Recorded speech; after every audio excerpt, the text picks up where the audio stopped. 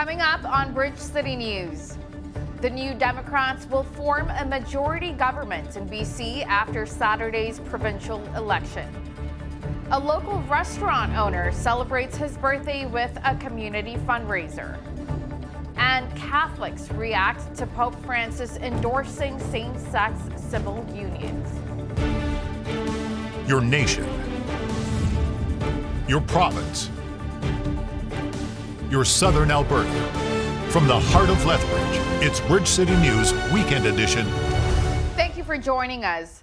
The New Democrats won a majority government in the British Columbia election on Saturday, and leader John Horgan is headed back to the Premier's office. He says the NDP will continue to steer the province through the COVID-19 pandemic while waiting for the final results. This has been an extraordinarily difficult election for many, many reasons, but it's one that I believe had to happen. And I think I'm grateful for all British Columbians that we have put the election behind us and we can get back to focusing on the things that matter most to you. We found new ways to connect with each other. We found new ways to engage and talk about ideas. I want to thank Dr. Henry and Elections BC for doing such an extraordinary job to make sure that all of us could vote safely.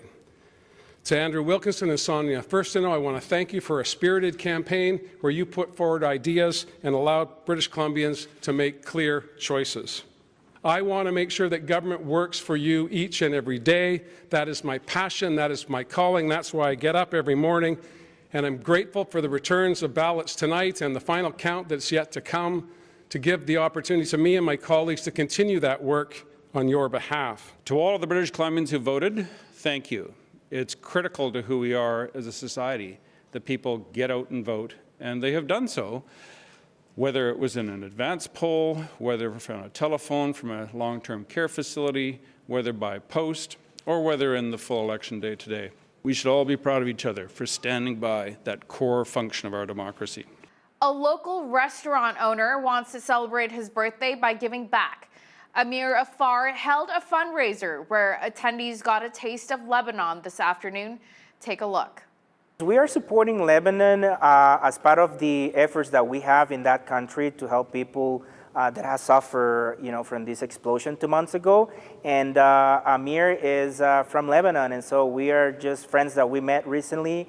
And he supported us with the great food that he just prepared for the participants and the people that came. Word Renew is a Christian organization that is part of the Christian Reformed Church of North America. And we work in 18 countries around the world. And we help people to fight poverty. And also we are present during any disaster. I really want to thank Chris and World Renew for hosting this fundraiser, because it really means a lot to me of what happened in Beirut. So some of this money is going to be going to the fundraiser in Beirut, and also some of it is going to be going to the Lethbridge Food Bank as well, because the community is supporting us, we got to support them. That's the goal, right? This is my father, Marwan, here. I'm cook today. Thank you for 30 Canadian, and then you know what's happened in Lebanon, and then thanks for help for us, for everybody. Pope Francis has declared support for civil unions for same-sex couples for the first time. The Pope made the historic remarks in Francesco, a new documentary film that premiered at the Rome Film Festival on Wednesday.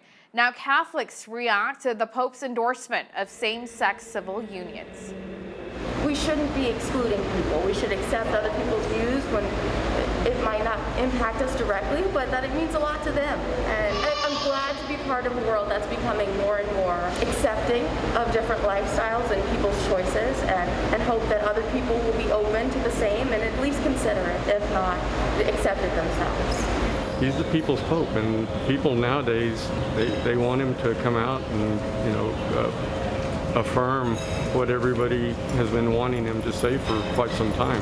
I have gay men in my family, and it doesn't change how you feel about them. It doesn't change how you love them. So. Big Brothers and Sisters of Lethbridge is hosting a meat raffle with a barbecue full of meat. It is in support of some of the organization's mentoring programs. Annually, we have our big gala, normally in November. So it's an event we have every single year, and it's one of our biggest fundraisers. And due to COVID, we can't have it this year. So what we're doing is we're having our annual meat raffle, and we've extended it to be a little bit bigger than normal. So you get a 10.6 cubic freezer, and you get that full of beef, and you get a Napoleon barbecue. So it's $4,000 worth of prizes. Tickets are $10 each, and it's all online, which is the nicest part about it. And you can get all the information off of bbig.ca. Donations to the events were made by Leon's Furniture and Shootin' and Sons. Lethbridge Family Services says the Angel Tree campaign has an increased need this year. They expect 3,000 children are in need of bundles this Christmas. A local toddler felt compelled to fundraise by himself by collecting bottles for cash and plans on giving a gift to a little girl who will definitely appreciate a toy on Christmas morning. Because everyone doesn't have lots of toys. So what are we going to do? We have to buy toys for people. Because I have to buy toys for girls and big boys. And I picked this umbrella for a girl too. He's been looking forward to this for a few months, and we've always talked about, buying toys, and he's excited about buying toys for him, but he's also excited about buying toys for a little girl, so it's nice to be able to do that. Making sure that we're taking care of those that are vulnerable is important, and this year, more than any, we're seeing an increase in demand for the need of kids and the need of parents to feed those kids. So being able to give back in whatever way we can is important to us. Lethbridge Family Services will be partnering with the Salvation Army and My City Care for an entirely virtual gift-giving campaign this year. With snowfall comes tire changes, and that means a mad rush to head to the local dealership to get new tires. As Micah Quinn explains, before you head out, it is important to educate yourself on the differences between all-season, all-weather, and winter tires. All-season, all-weather, and winter tires. It can be hard to figure out the best tires for your vehicle during the winter season. Decades ago, of course, we came up with the all-season tire, which was a great advantage because it moved from our regular summer and winter tires. The all-season tire gave us the ability to have good traction year-round, and the customer didn't have to go through the biannual changeover. Then we moved to the all-weather tires, which is a good compromise between the all-season and the winter tires, but not quite as good as the winter, but better than the all-season. Now what we've done with the technology of the vehicles, we've got anti-lock brakes, we've got everything that we can do to keep this car handling and being safe and reliable. But they've got low-profile tires on them, and with that we lose traction. So now we have the snow tire, the true winter tire, that's come back in full force because of a lack of traction. Brain says Dunlop Ford Sales in Lethbridge is doing 15 to 20 tire swaps per day. And that's putting us about 3 or 4 days out to make an appointment. Of course, it's really hard for anybody to predict when to put them on. So when the snow flies, we get a lot of phone calls every day, probably over 100 calls a day looking for service. And we've got 17 technicians working, but it's still too many that we can handle with same-day service. Brain says the beginning of October is actually when you should plan to change your tires over to winter ones. Yeah, a couple of months is a little bit too far in advance because the winter tire has a softer rubber compound, so they do wear out a little bit faster than your regular all-season tire. So it's a little bit of a balance as to when to do it, but we know snow's going to happen. For Bridge City News, I'm Micah Quinn. Recapping one of our top news stories, the New Democrats won a majority government in the British Columbia election on Saturday, and leader John Horgan is headed back to the Premier's office. He says the NDP will continue to steer the province through the COVID-19 pandemic while waiting for the final results. And a look at weekend weather. It seems we'll be getting a bit of a break from all the snow. Overnight skies should be partly cloudy with a southwest wind gusting from 30 to 50 and a low of -10. And for Monday, a mix of sun and cloud with a high of 0. Coming up after the break, we hear from Kevin Goss, a Christian author who explains the best way to face the past and how God can help heal us. First, even though we can be surprised by the difficulties or the failures we face, that that God wasn't surprised by them. It doesn't mean that he approved, but he can still fulfill his purpose and his will in our lives, even though it may look different than, say, our daydreams or the idealistic picture of what we thought it would look like. There is a road ahead. We just have to be ready to adapt that God may creatively do it differently. Here's your Word City News community calendar. Bikers Building Bridges is hosting their second annual Halloween drive-through trunk or treat, taking place at Exhibition Park's North parking lot on Halloween night going from 5:30 to 9 p.m. Come out for a spooky good time, decorate your vehicle, and hand out candy safely. For details about this event and to register your trunk, visit bikersbuildingbridges.com. The Juno Beach Centre is Canada's only museum in Normandy dedicated to honouring the contributions of 1.1 million men and women who served during World War II. This year, support a worthy cause and take part in the Remembrance Day races being held until November 28th. You can register for one of 3 virtual race distances, each with its own special meaning. Participants will receive a race kit that includes a commemorative medal, a Juno Beach collector coin, a bracelet, and more. For details and to register, visit junobeach.org.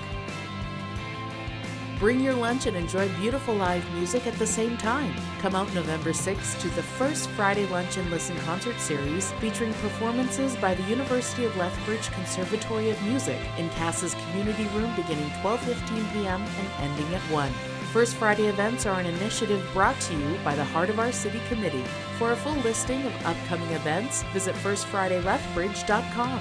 And that's your Bridge City News community calendar. We all have some regrets from our past, some more than others, and sometimes we tend to drag that baggage with us into our present life. Is there a way to forgive and redeem the past and move forward? Today's guest is Kevin Goss, a pastor and church planter in the Spokane, Washington region and author of Dry Bones, Redeeming Your Past, available at befortified.life. He joins me now from Skype. Kevin, thank you so much for joining me today. Thank you. It's a pleasure to be with you. Now, Kevin, this book that you have written, it comes out a lot of your own personal experiences. Can you share what's happened in your own life that led you to write about the need for redemption? Yes, about 25 years after being in ministry, I reached a point of just significant burnout and reaching the end of myself, and there were some lines that were crossed ethically and morally, and just so to speak, a collapse of sorts. And I had to walk through a restoration journey. And out of that journey over the years, God gave my wife and I an opportunity to just share some of the lessons we learned and some of the hope that we received. What are some of the lessons that you learned in your own journey to healing? As part of the journey to healing, I learned that, hard work, even for good things, doesn't make up for dealing with some of the things in our lives from our past or some of the challenges in the present. I learned that bitterness and frustration, if not dealt with, can become a deep root in our lives. And I also learned that sometimes our perspectives can be skewed. As one writer said, our feelings are real, they just may not always be right. Yeah. So what advice would you give to someone who feels that they've maybe screwed up their past so bad that there's no hope for a better future? First, even though we can be surprised by the difficulties or the failures we face, that God wasn't surprised by them. It doesn't mean that he approved, but he can still fulfill his purpose and his will in our lives, even though it may look different than, say, our daydreams or the idealistic picture of what we thought it would look like. There is a road ahead. We just have to be ready to adapt that God may creatively do it differently. Mm-hmm.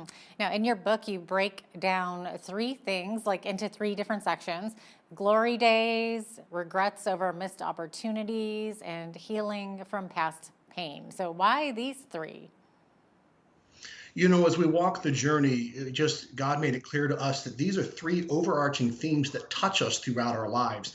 Sometimes we look back and wish we could recreate something that we used to have, and it can be frustrating, and that's that glory days. Other times it's the opposite. It's, oh, if I would have made a better decision, where would I be now? And sometimes people question life, relationships, decisions, education, career, and they think they're living a consolation prize life. And then with the past pain, whether it's things I've done or others have done to me, if not dealt with and healed from, we drag them along and they become an accumulated weight as we walk the journey of life. Mm-hmm. You write that our decisions can either break the bonds of the past or perpetuate past failures into ongoing behavior. What do you mean by that?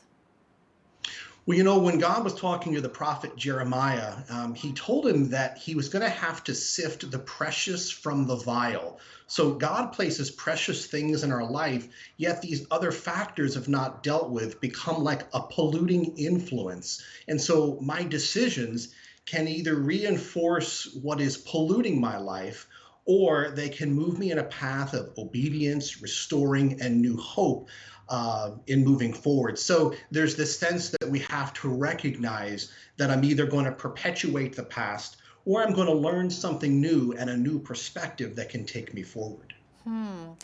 Talk to us a bit about the comparison trap. Is it because we tend to compare our lives to those around us? Very much. We can either be, we look at people we deem as more successful than us and we view ourselves as inferior, or we covet what they have. Or I can look at somebody I think is less successful or who has failed more than I have as a way to justify maybe weaknesses or blind spots in my own life. It's not that we don't learn from others, both their successes and their failures. It's the confusion of setting up value, identity, and purpose on something other than God's plan for our lives. And so the comparison trap, what it does is it takes the eyes off of what God wants to do in my life or each person's life, and it's driving down a road with no rear view or side view mirrors. We have blind spots and we end up having relational and life crashes because we don't have perspective and the proper vision. Interesting. I like that little, visual there. So when people look back at negative life events, there's sometimes a sense of bitterness, right? So what are some signs of bitterness and how does that affect our lives? Some key signs is when it starts affecting the way I view the important people in my life. So a bitter person starts looking at loved ones and friends through the lens of suspicion. They have a harder time receiving and giving love, and they tend to become a cynic where someone else's life and behavior hasn't warranted it, meaning I lack trust where someone hasn't been untrustworthy. The other is that I lose the sense to be able to count the blessings for what I do have. Life is measured through, say, the glass being half empty or thinking it all the way empty. And I lose the ability to see that there are daily blessings, even though life also does have daily challenges. And those are two key factors that begin to reveal that bitterness could be rooting in someone's life. Wow.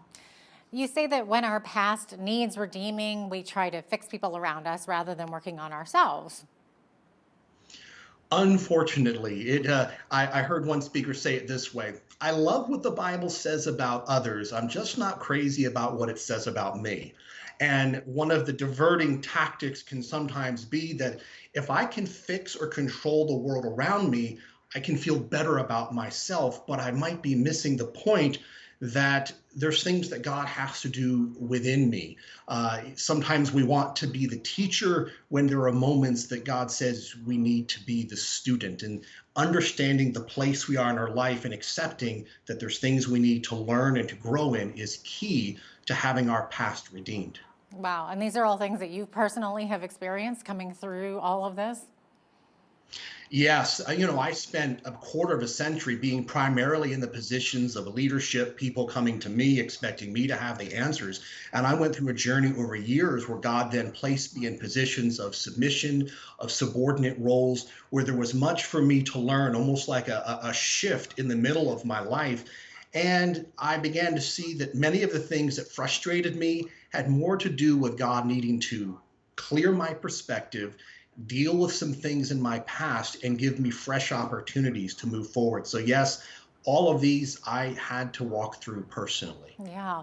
Now, do people going through problems like this, are they able to have they sought you out personally, almost as a counselor? There have been times, some through, through our writings, other times through speaking, and there have been other times through individual counseling that myself, along with my wife, have been able to work with individuals and couples for them to experience really God's best in their lives. We see ourselves as facilitators. We know this is a work that God needs to do in someone's life, but there are times skilled helpers make a significant difference. We know that was true in our lives, and we just want to be available to do our part, whatever God has for someone else. That's wonderful. So getting back to that wounded feeling, when someone has seriously wounded us, it can be so hard to truly forgive, right? Can you give us an idea of how to work through the forgiveness process and what's involved? I admit that it's a journey, but it does come with a few key principles. One, even if someone's hurt me horribly, I have to make a decision. Is Jesus Christ and what he did on the cross, is that ultimately greater than even the sins committed against me? It's easier for me to think of God forgiving me, but sometimes I'm concerned that he might forgive someone else because I feel like they might get away with it. So sometimes we hold on to things that we're like, oh no, God might forgive them, kind of like Jonah, where he was concerned that God would forgive the Ninevites. And so a principle is that Jesus is even greater than their sin against me. A second is forgiveness doesn't make them right, but it does make me free. There was a wonderful pastor who his words taught me significant in that area. And third, forgiveness doesn't always mean the same relationship boundaries. They may change for the sake of safety and trust, but forgiveness is a way of the individual being free from that other person's sin against them. That's a great nugget of wisdom there. So how do you know when you've truly forgiven somebody? Well, I'd love to say that it's a magic moment. I would say that there's a few factors. One, when I find that negative thoughts and feelings about that person come up, that I'm more ready to bring them to the Lord and say, okay, God, I give them to you again today. Second, God begins to give an individual the ability to pray for other people that before they never thought they could pray for. And third, people are able to either move on in relationship without that person, if need be, because of healthy boundaries. And if there is the ability to reconnect where it's healthy and it's safe, they find that the road begins to restore relationship. That's case by case, depending on what has happened. But we find that some of those are the factors that we see that begin to reveal a forgiving spirit growing within us. Interesting. You talk about the games people play in your book, especially when they're trying to justify wrong behavior. What are some of these games? They can be very subtle, although they're noticed more than people think. People can do it with their looks, like maybe they're trying to gain more attention from other people. It can be in their body language, their words. What ends up happening is through the relationships of life, people try to get emotional and relational needs met from people for whom it's not intended. So for instance, if someone's in a position of trust or leadership like I'm in, there are certain people that I'm to serve. It's not their responsibility to meet needs within me. Part of getting away from those games is recognizing that we have to want more for people than from them, and that no relationship and no person is really ever meant to be used as a manipulation to meet an underlying need that either needs to come from God or the right person he's put in our lives. You are full of wisdom, Kevin. Any final advice for viewers struggling with redeeming their past? I would just want them to know that at the moment, even if they have a hard time seeing the way forward, that God does have a plan for their life. It's not a self-help statement. It's a recognition that this moment is not their destiny. And I would encourage them to take intentional steps with God and maybe skilled, trusted others so that they can see that there is a light at the end of that tunnel. It may take time, but it can happen for them. Oh, what a positive message. And with that, it looks like we are about out of time. Thank you so much, Kevin, for joining us today. Thank you very much. It's been a privilege.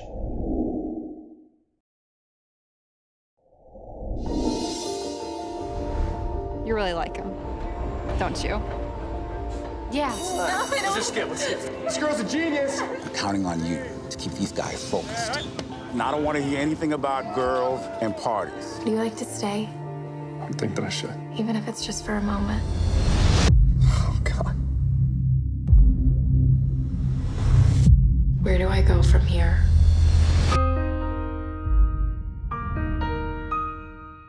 I really messed up. No matter what decision Emma makes, your life will have been affected. You might have to forego playing college football. Don't let him tell you what to do. This is your decision. Maybe we should think about getting married. There is another choice. It's a baby, Em. And you said you would support me. I do support you, but I can't condone murder. Don't you tell me what I can and can't do with my body. With the American presidential election looming, the debate over abortion and the right to life is heating up south of the border and is also getting a lot of attention here in Canada. Today's guest is Jim Ball, the director and co-writer of the Order of Rights film. He joins me now via Skype from Westminster, Maryland, where he lives. Welcome to the show, Jim. Thanks so much for joining me today. Well, thanks for having me on. I appreciate it. Absolutely. So tell us a bit about your background and how this story came about.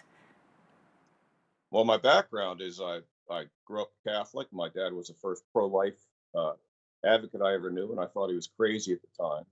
I ran away from the church for a number of years. I was a musician, had a recording studio, a film production company. And then I got converted in 1992.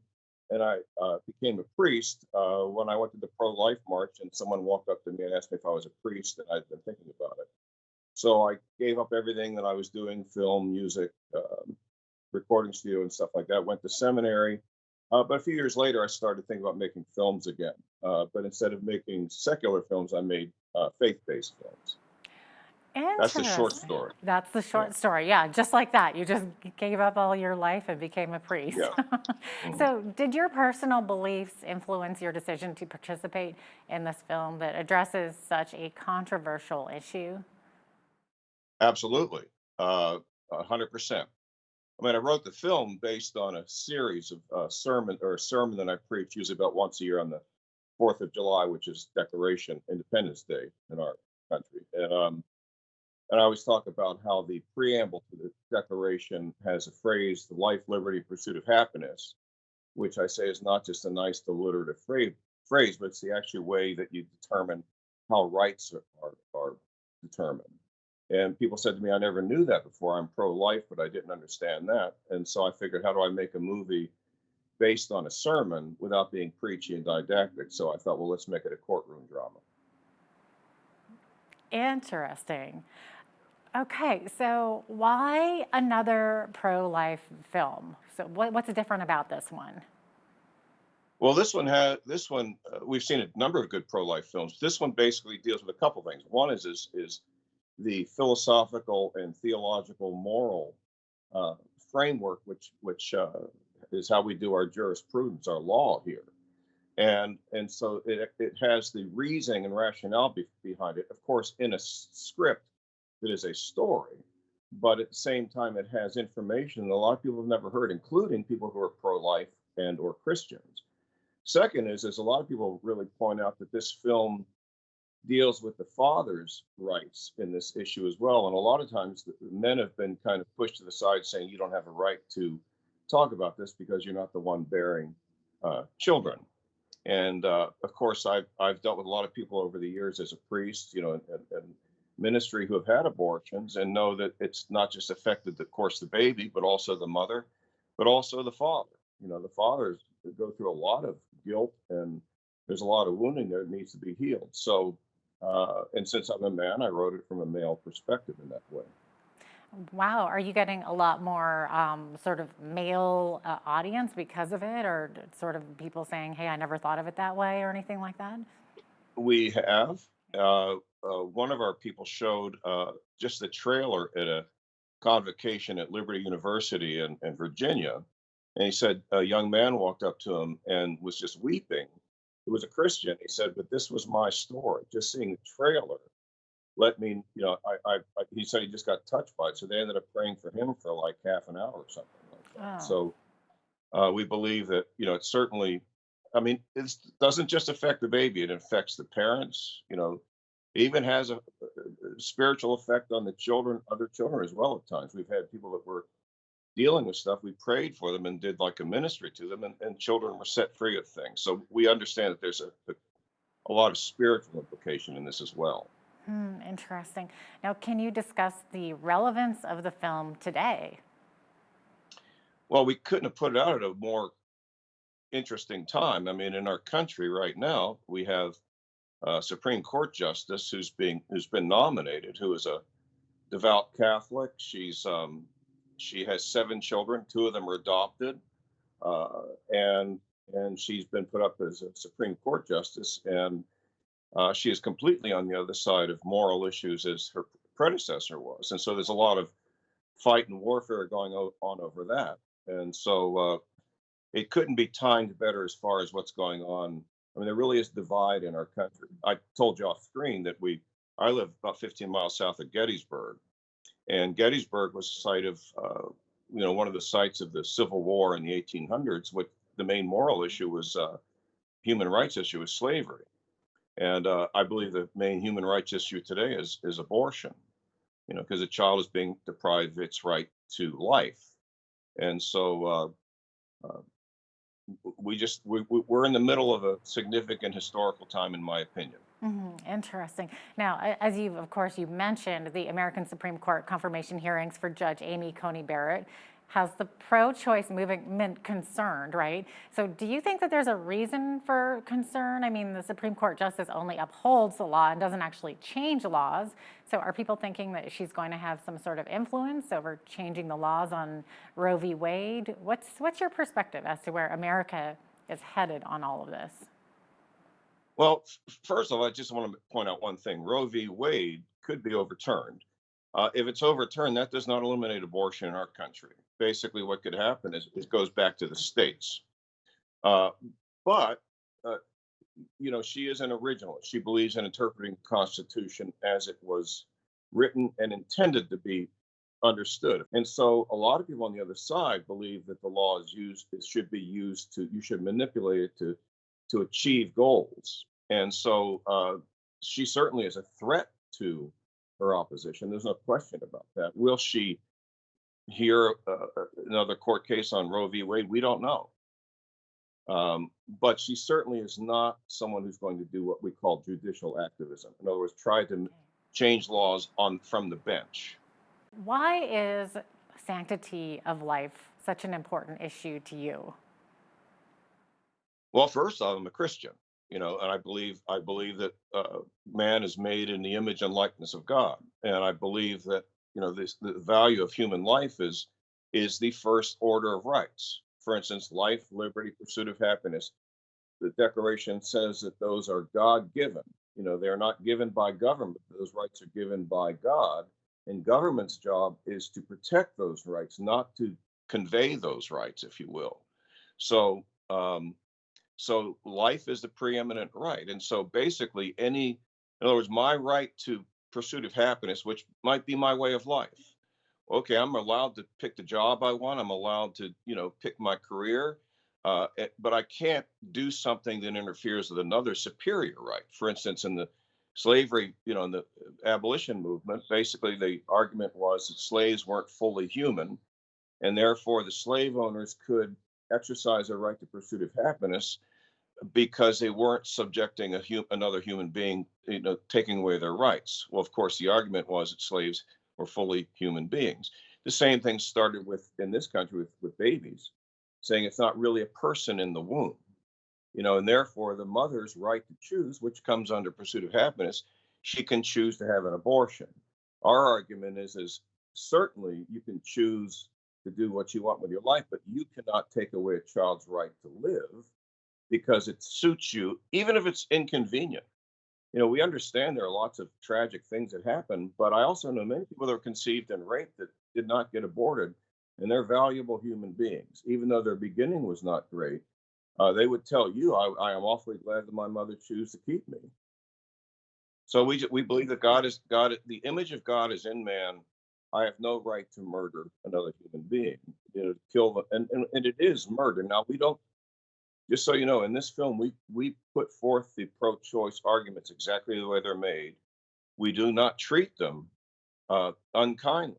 I have friends that are pro-choice that I love. I disagree with them, but I don't think they're evil, even though I think this is a moral evil.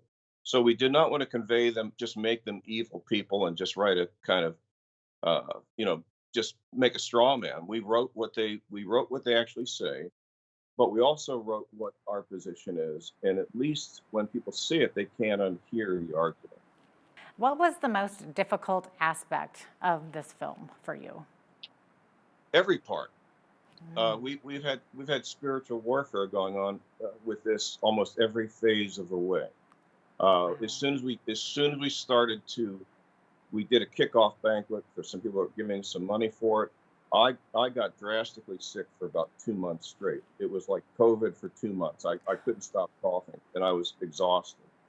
When we started shooting, I had 3 cameras break down, which they never break down. They just stopped working.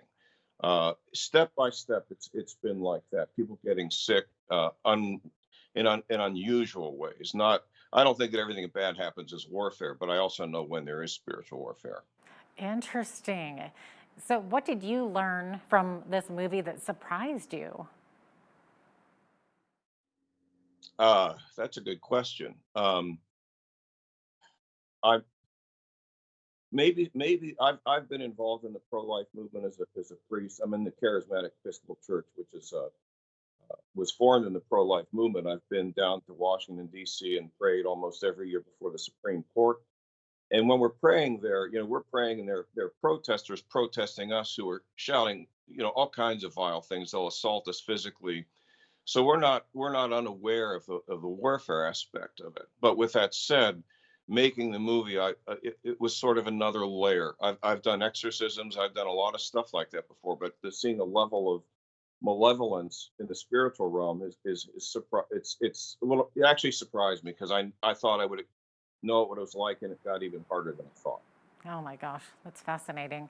So Jim, what do you want the audience to take away from this film?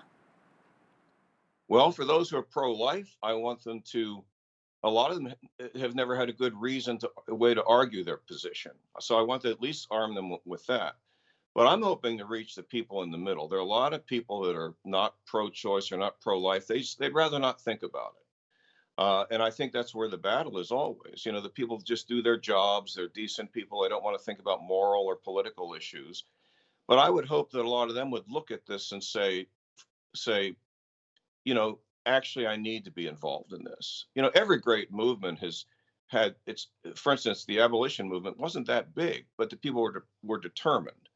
There were people that were pro-slavery and were abolitionists. There were a lot of people in the middle that just sort of wanted to live their lives. So we're hoping to reach a lot of people in the middle. And then there's some people that are, like I said, I have a friend of mine that I hope she watches it, because she disagrees with me on the issue, but I think she would watch it, and hopefully it would touch her heart in some way.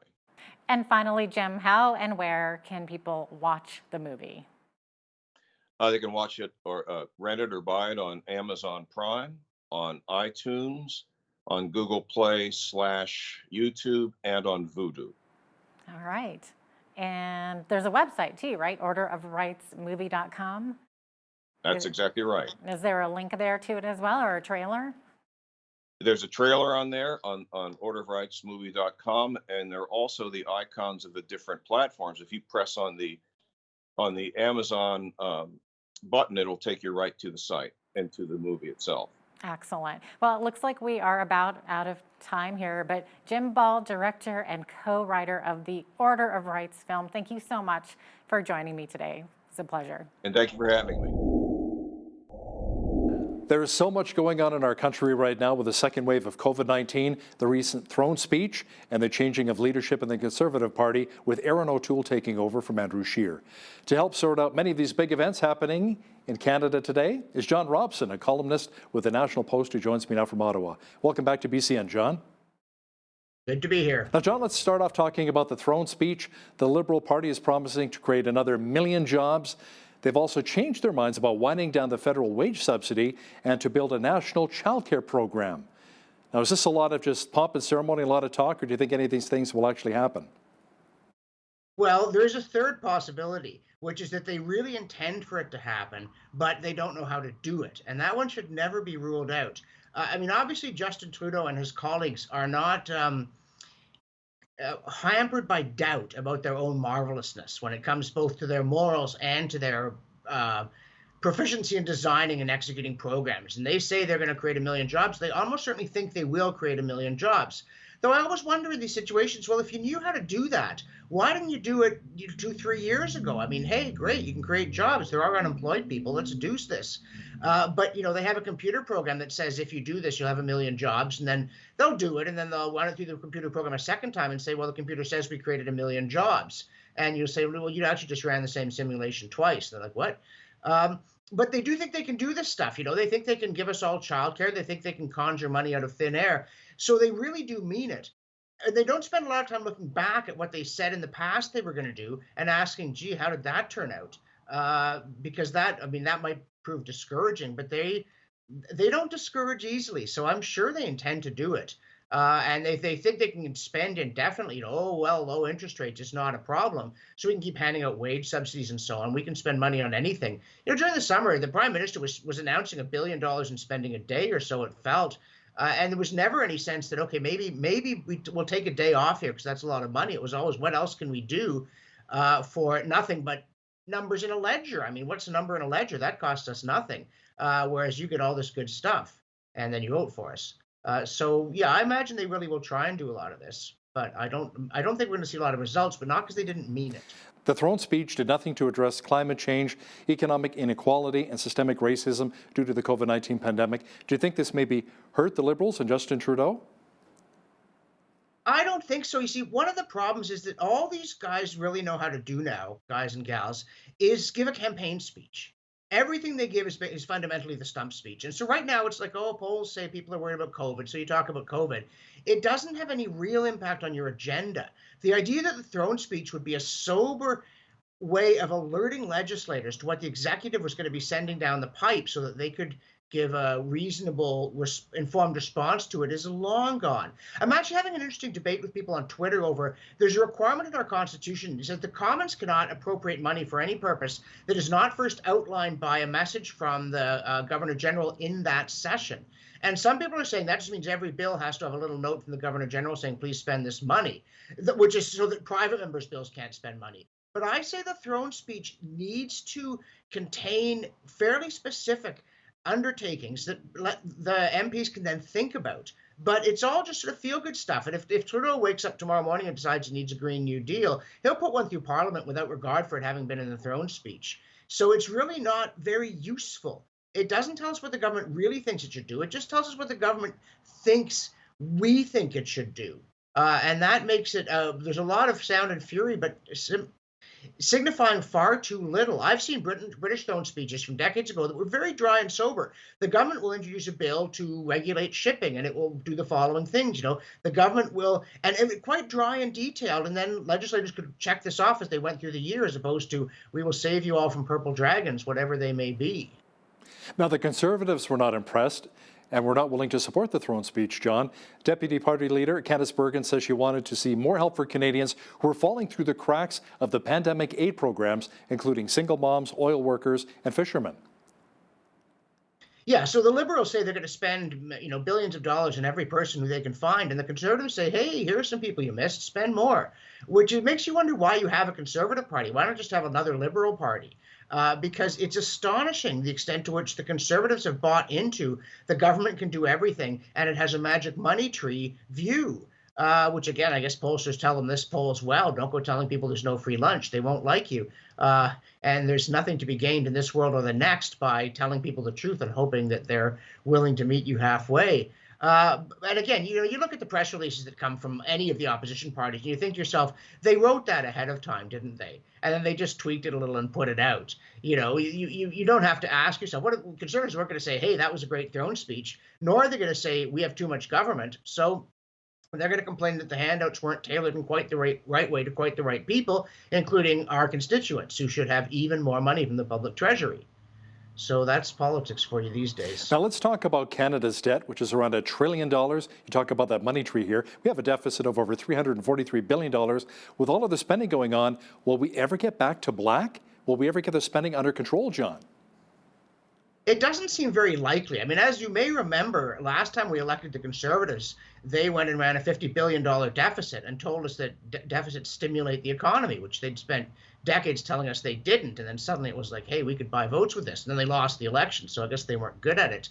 And they were gradually staggering back toward balance, but not in such a way that the structural problems, in my view, were addressed. That the government is in a bidding war, the political parties are, over the available votes in swing ridings. And the way you get votes is that you improve the sweet deal for voters, and you do that by loading it onto future generations. And now, of course, I mean, governments have had their foot to the floor on monetary policy since 2008 with, it seems to me, rather indifferent results. But they're hooked on low interest rates. They can't let them get back to a kind of market clearing rate. And this, of course, is good for borrowers and bad for lenders, which means, and then you wonder why Canada's savings rate is low. So, I mean, do you see the Trudeau Liberals suddenly deciding to cut $100 billion in spending? Do you see the provincial governments saying, you know what, the healthcare system is really unsustainable, we need to reform it? Healthcare is taking, 40+% of every provincial budget program spending, and it's just getting worse as the population ages. And as now, of course, the waiting lists have sort of doubled with the pandemic, and they were getting longer anyway. And nobody's willing to say we have too much government and therefore we should have less. That's the thing that nobody says, except me, and I'm regarded as kind of this irritating crank, but that's fine by me. But no, I mean, until you get a party that says we have too much government, and if you have too much government, you should have less government, then it's just inconceivable that we will get off this treadmill of spending ever more money in an attempt to attract votes from other parties that are also hurling the stuff out the window as fast as they can grab it with both hands and fling. Do you think we'll see a federal election anytime soon here in Canada? I rather doubt it. We obviously, the Liberals could lose the confidence of their coalition partners, but I don't think anybody really wants an election, especially during the pandemic. Nobody wants to be blamed for causing an election. And frankly, what is the NDP going to get more spending after an election than before? Is the Bloc going to have better leverage? Are the Conservatives ready to fight? Are the Liberals confident that they would win? It seems to me that none of them really want one. And we'll also have to watch what happens in BC, where John Horgan, they've got fixed election dates, and he signed a written pledge not to go early, and then he went early and said, well, haha, I feel like it. If he gets pummeled by voters for this, that will make it even less likely that we'll have one. But again, what's the point? How do we end up different? Never mind better. How are things really different if we have an election? I don't see the Liberals winning a smashing majority. I don't see the NDP winning more seats than they've got. I don't see the Tories winning. So it's just a lot of fuss, and they all go back to doing what they're already doing without having to try and stump the country when you're not allowed to shake a voter's hand because they'll think you tried to give them bubonic plague. Aaron O'Toole has taken over the reins of the Conservative Party of Canada. Many argue that O'Toole is a red Tory, John, and that'll leave the Social Conservatives on the outside looking in. What are your thoughts? It's certainly revealing. I mean, he ran against Peter MacKay saying, I'm true blue, Peter MacKay's a red Tory, and Peter MacKay is a red Tory, so he lost. And then O'Toole immediately comes out and says, oh, well, I'm into the progressive sexual agenda, and I really like unions, and I want managed trade, and I'm going to meet the Paris Accord. We went through a leadership race for that. It's like you're Justin Trudeau without the charisma, and we don't even like Justin Trudeau with the charisma. So why? What's it for? What does Aaron O'Toole stand for that is strikingly conservative? As I asked in a column recently, what is government currently doing that he would have it stop doing? Never mind, throw the social conservatives under the bus. Everybody hates them. Nobody knows those people. Forget about strengthening defense because we can't find the money. Let's just cling to the libertarian, the last tussock of dry ground for conservatives. Where would you cut government? And if you can't even answer that, it seems to me that there's nothing good is suddenly going to happen. He's not suddenly in 3 months going to go, hey, guess what? I'm really right wing. What you see is what you get. He's getting advice from pollsters, and he wants to be liked by progressives. And to be liked by progressives, you have to insist that you too think conservatives are yucky people. What's he going to do for the unborn? Absolutely nothing. Not a thing. Now, O'Toole launched his leadership campaign in Calgary. He seemed to have the support at that time from Alberta Premier Jason Kenney. John, do you think O'Toole will be a good advocate on behalf of the Western Canadian provinces? I think he'll do an adequate job, probably rhetorically. But again, he's all in on global warming, right? He's into meeting the Paris targets, so that means you're into a carbon tax or something else. You can't destroy the fossil fuel industry and save it at the same time. You'll just wind up, bouncing the corpse or something. You've got to take on this climate change stuff on the basis of the science, or else you can't fight it on the policy. And O'Toole has this cunning plan where he will sidle left and somehow gain power by sneaking up on the liberals, who he thinks are politically clueless, which is the last thing they are. And by which point he'll have compromised his agenda so much that what good could it possibly do? I mean, the liberals already bought the pipeline. What more can you say at this point?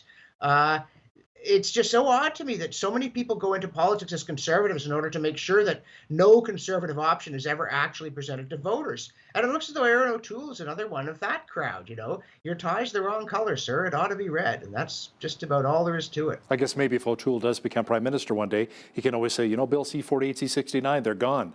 Now, John, will O'Toole taking over lead maybe to more support for Maxime Bernier and the People's Party of Canada? And what about separatist party, Maverick Party, led by interim leader Jay Hill? It's an interesting question. I mean, I obviously like Maxime Bernier's party for its libertarianism and its willingness to challenge taboos. I sometimes wonder if the people on the Twitter feed aren't 23 years old, which isn't the best idea you could possibly have. But it seems to me, I mean, one thing for poor Maxime Bernier, he couldn't possibly have less support. He's far too sensible and honest, it seems, to attract broad support, but he couldn't have less, so I think he'll have more. I don't know that Western separatism is yet a viable political force, but I do think, remember with Mulrooney and the C-18 maintenance decision, which looked like such a small thing at the time and turned out to be huge. I think it's like these wildfires that we're having. There's a big fuel load out there, and a couple of things could ignite it. So I don't think that the people in central Canada, by and large, understand that, especially not, the so-called Laurentian elite. They don't grasp the degree to which under the surface Westerners feel disrespected in ways that are potentially quite dangerous. So I do worry that Western separatism might take flight instead of libertarianism. And I'm not against, I understand the West grievances, and I think they need to be met. I'm a proud Canadian, but I'm not, the word Canada doesn't justify anything. There are things that if Canada does it, Alberta and Saskatchewan would be right to go it alone. It's important to realize that that is true, and then make sure you don't go anywhere near that kind of thing. And if you look at how reputable Quebec separatism is, if you find out that somebody used to be a Quebec separatist, that they wanted Quebec out of Canada and said Canada was wretched, and now they're like, well, maybe Canada's actually pretty lucrative, everybody's like, that's fine, come to the cocktail party. Here, we'll appoint you to things. We'll love to have you as a candidate. And yet Western separatism is who let this leper into the room. And that's part of the problem. Either Quebec separatism ought to be a career killer and you never get invited to parties, or else Western separatism should be treated as, that's an interesting perspective. Let's talk about how to make sure it's not the right answer. And we really, we've done a couple of conferences out in Calgary and out in Alberta with the Economic Education Association of Alberta, where we've said, okay, well, what are the benefits? What are the costs? And the whole way we said, look, we're trying to understand rationally what the options are. What's on one side of the scale? What's on the other? It's not a magic bullet, but it's also not unthinkable. And the more people treat it as though it's just ridiculous, the more thinkable it's going to become. So if you love Canada, don't do it. John, I often chat with one of our regular contributors, American journalist Lisa Daftari, about the upcoming U.S. federal election in November. Let's get your thoughts as a Canadian journalist. Would Joe Biden and the Democrats winning be a good thing for Canada, or is it better if Donald Trump and the Republicans get reelected? Wow. Which side of my head would I like to be punched on hard? I'm a real unfan of Donald Trump. Mind you, I also thought he couldn't win in 2016. I didn't think he'd get the nomination. So, as a prognosticator, I'm a little bit suspicious. But I think that Joe Biden, I honestly believe that his health is not up to the job. I think you need to be asking yourself about Kamala Harris as president if the Democrats win, because I don't believe I literally don't think he's capable of doing the job. The Democrats are likely to win. The electoral map favors them and has for years, but the campaign's not going as well as it should. The ghost of Hillary Clinton's defeat hovers over them. And I got a very interesting interactive news story from NBC where they'd shown you a bunch of key demographics. Said this is how they split in partisan terms. This is how their voting turnout is. And you could slide them and see what it would take for Trump to win. And it takes a reasonably small change in Hispanic and Black American votes in the direction of the Republicans to make a Trump victory a real possibility. And one of the problems the Democrats have, and they've had this since the Nixon years, is their apparent sympathy for urban unrest is profoundly upsetting, including to people who live in poor neighborhoods. They may in principle think the Republicans aren't on their side, but boy, violence in the streets really scares people, and rightly so. And the Democrats could certainly lose this election. But if Biden wins, well, he's kind of a standard New Deal liberal. You always want to say in partisan terms, this is the election of our lifetime, and he'd be the worst than the worst thing ever. People said that about Barack Obama. I thought he wasn't a very good president, but it wasn't. The world didn't end. Life went on. I think Biden would probably be kind of a, middle of the pack, left-leaning Democratic president, which I don't want, but I don't fear it. I fear a climate in which people like Donald Trump can get the nomination, and then the Democrats could nominate someone so much worse they lost the election. Like if you were given the task of losing the 2016 election to Donald Trump, you wouldn't know where to start. The polarization, the lack of sympathy, the gutter rhetoric, the explosions of rage and obscenity on Twitter, all of this stuff is coming from both sides. That's what scares me a lot more than the thought that we might get. We've somehow survived Donald Trump presidency. We could probably survive another term for Trump. We could survive a Biden presidency. But why must this be the choice? That's the question I wish voters would ask themselves. We can do better. Both parties can do better, and both parties should do better. National Post columnist John Robson, thanks for joining me today from Ottawa. Always a pleasure. On behalf of all of us here at BCN, I'm Hal Roberts. God bless, and thanks so much for watching.